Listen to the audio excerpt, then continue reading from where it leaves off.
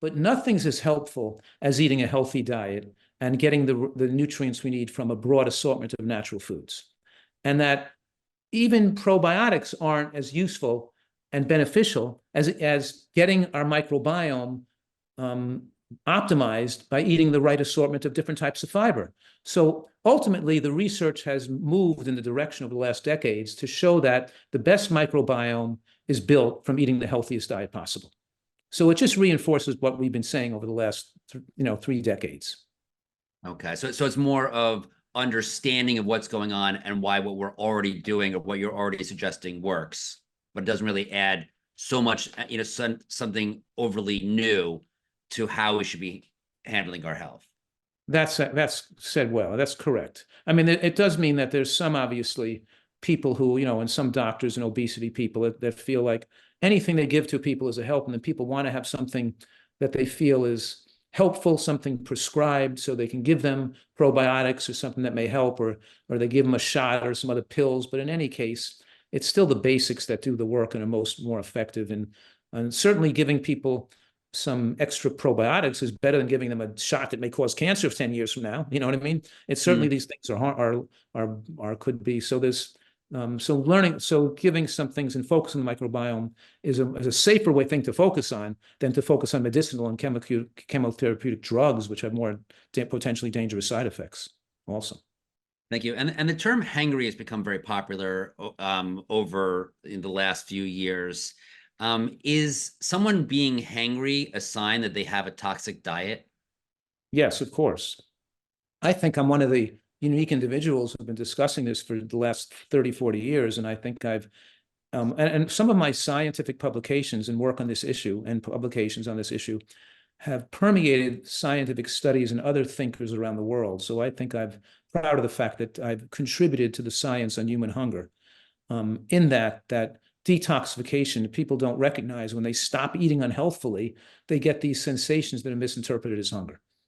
So, and it drives them to overeat. And we get so habituated to overeating and to feeling bad if we don't overeat that we think we're hungry. I mean, how could the body be 50 pounds overweight and be fatigued but not getting enough calories? We can just burn the calories that are stored in the body. People don't understand that fatigue is not due to lack of calories. The fatigue is due to the circulation of metabolic waste in the bloodstream when you're not eating, which is more effectively accomplished in the non-feeding state. So it's very important for lifestyle medicine physicians, obesity specialists, and just individuals looking to lose weight to recognize that feeling fatigue is not an indication to eat food to get more energy. Because people want, I got to eat before I go to the gym. I got to eat before I go here. I got to keep my energy up. I got to eat to keep my energy up. They have to understand that we're not eating to keep our energy up. That's fatigue due to lack. When you're not eating is withdrawal from a noxious diet, because if you're fatigued, you need rest. You don't need food. If you're hungry, you need food.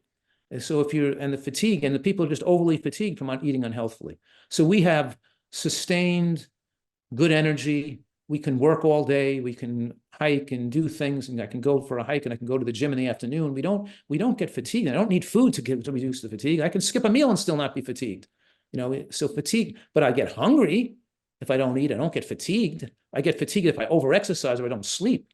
But we got to disengage this concept of fatigue with eating.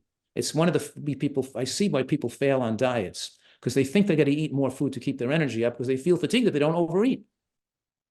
And is toxic hunger something, given how, people who are overweight have so much toxins in their body, is toxic hunger something that we need to deal with for a while as we lose weight and the toxins are released, and we just need to deal with it and wait until we're actually hungry and start feeling it in our throat? That's difficult, because my findings are that that you have to build health to get the sensation of feeling real hunger again. And it could take people eating healthfully for like 6 months before they start to feel. That study I showed with 750 people, where 90% felt hunger experienced here, most of them didn't feel hunger experienced here till they did the diet for 6 months and lost a lot of weight and got there and changed the biochemistry of their body. And so even we interviewed that in the same study, we interviewed those individuals and said, when did your taste muscle improve so that you started enjoying this new way of eating as much as the flavor and taste of your old diet? And most of the people said it took them 6 months for that as well. See, I used to think it would happen quicker, but it takes a long time. So people have to go on with this concept that they're not going to really feel true hunger until for a long time from now, they got to deal with understanding how much they eat and look at the volume of food on their plate, look at the scale, follow the recommendations, adjust the caloric need so they're moving in the direction of their ideal weight, and eventually real hunger will come back. And I say to people, people say, "Oh, on this great diet, I'm never hungry." And I'm saying, well, if you're never hungry, you're chronically overeating, because it's good to be hungry episodically. Because I want to be hungry to show I didn't overeat the day before. If I wake up hungry, or if I eat a light enough breakfast or lunch and I'm hungry before dinner, great, I'm hungry before dinner. It showed I didn't overeat at breakfast and lunch. So hunger becomes an important tool to help us regulate our calories to make sure we're not eating more calories than we need. So it's good to feel hungry before we eat. And then when you get real hunger, which is felt here, it enhances taste sensation. So the symptoms of hunger are three of them. Real hunger are this sensation, a light sensation in your upper chest, lower throat, with enhanced salivation and enhanced taste sensation. So if people they bring this bowl of soup to my office and say, "Hey, Joel, I made this healthy soup. You got to try it. It's great." I'll say, "Well, thanks a lot. Let me put it in the refrigerator. And when I get hungry, I'll eat it because I'll enjoy it more. I'm not going to enjoy it now because I ate a couple of hours ago and I'm not really hungry yet. So I ate a light breakfast today, and I prefer not to eat right now. I want to wait till lunch till I get hungry, because then the food will taste better and I'll enjoy the meal more." Great, thank you. And I'm going to throw it out to the audience for a couple of questions. Rita B, please state where you're from and ask your question. My name is Rita Batija from Long Island, New York. Thank you, Dr. Fuhrman. My question is, will you give 2 tablespoons of flaxseed meal to male every day whose estrogen levels are high, even though flax seeds have estrogenic effect? Yes, of course. That flax seeds have anti-estrogenic effects. They have estrogen-like compounds that block the estrogen receptor from being stimulated, lowering risk of breast and prostate cancer. So I, for example, will mix together ground chia seeds, ground flax seeds, and hemp seeds, and I have it all mixed in a jar in my refrigerator. And what if I'm having my morning oatmeal and my morning fruit? I'll put a couple of tablespoons of that on top. Yes. And for some of my people looking to lose weight, they might put 1 heaping tablespoon of that on top. But there's no negative estrogenic effects from eating flax seeds, nor is there from eating soybeans either, because they block the E1 receptors on breast and prostate tissue, but they stimulate the E2 estrogen receptors on bone tissue for maintaining bone and muscle strength. So the same thing with flax seed and chia seeds. They're blocking estrogen stimulation where it should be blocked, and they're stimulating it on muscle tissue and bone tissue where you want it to be somewhat stimulated. So it's all good. Right. Thank you for that. And we've got about 2 minutes left. I'm going to throw it out to Joe W. Please state where you're from and ask your question, Joe. Thanks so much. I appreciate your encouragement, doctor, to change to plant diet. I think a big hurdle to overcome is what our mothers cooked and our fathers ate. A lot of animals, and that can go back generations. 2 questions. Since you say whole foods are best, why cook, since cooking destroys vitamins and fiber and can make less than whole? And what about colon cleansing, since waste from eating, especially white flour and processed foods, can dry out and get stuck in the colon for a long time? Many books say this is another cause of disease. Okay. First of all, we cook foods because we expand we eat beans cooked, and beans are not safe if you don't eat them cooked. And by removing them from the diet, you're losing a great category of food that leads to human longevity and adds protein and valuable anti-cancer nutrients like inositol pentakisphosphate, which doesn't allow tumors to grow.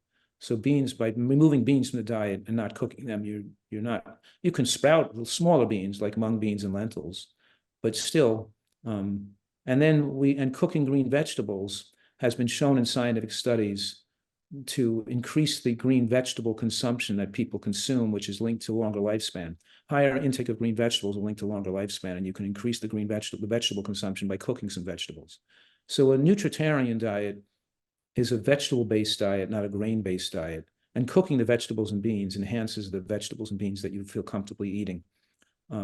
So when your diet is all raw, people generally eat too much fruit, which lowers and as we get older, our protein bioavailability and digestibility goes down. And by having the diet be higher in fruit and raw vegetables, it's difficult for the person to eat enough protein. by not having some cooked beans and cooked vegetables in there. So it definitely is lifespan enhancing, and it maybe and more immune system stabilizing to eat some cooked vegetables and cooked beans in that case. And as far as colon cleansing is concerned, no, colon cleansing involves, number one, using laxatives like senna and cascara that cause irritation to the walls of the colon, which make people become less sensitized to normal peristalsis, which develop more chronic bowel dysfunction. So colon cleansing leads to bowel dysfunction and poor health.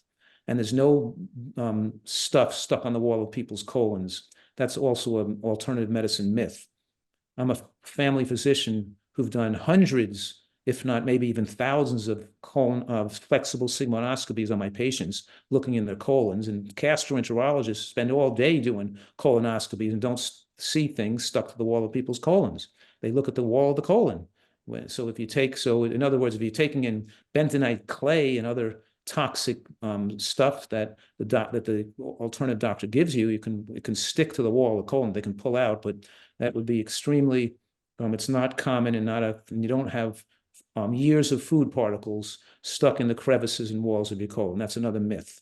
So those things are not necessary. You just need to eat a healthy diet, and your colon will be clean. And my experience in being a doctor who's done colonoscopies and flexible sigmoidoscopies on my patients, I've seen people's diverticulosis clear up and go away and resolve after years of eating this high fiber nutritarian diet that includes nuts and seeds, beans and strawberry seeds. In other words, they're used to say, the seeds of strawberries and berries and nuts could stick in the diverticulum and cause that's a myth too. You don't increase your risk of diverticulum turning into diverticulosis, turning to diverticulitis by eating these foods at all. So I actually see the high fiber diet makes the colon heal itself. So basically, back to the basics. The basics work, and the body doesn't need any of these extraordinary means to be healthy. Great. Well, we're out of time. Thank you so much, Dr. Fuhrman, for all the information that you shared today. I really enjoyed the perspective on this presentation. So if we could unmute the audience, please. Thank you very much. Thank you very much. Thank you.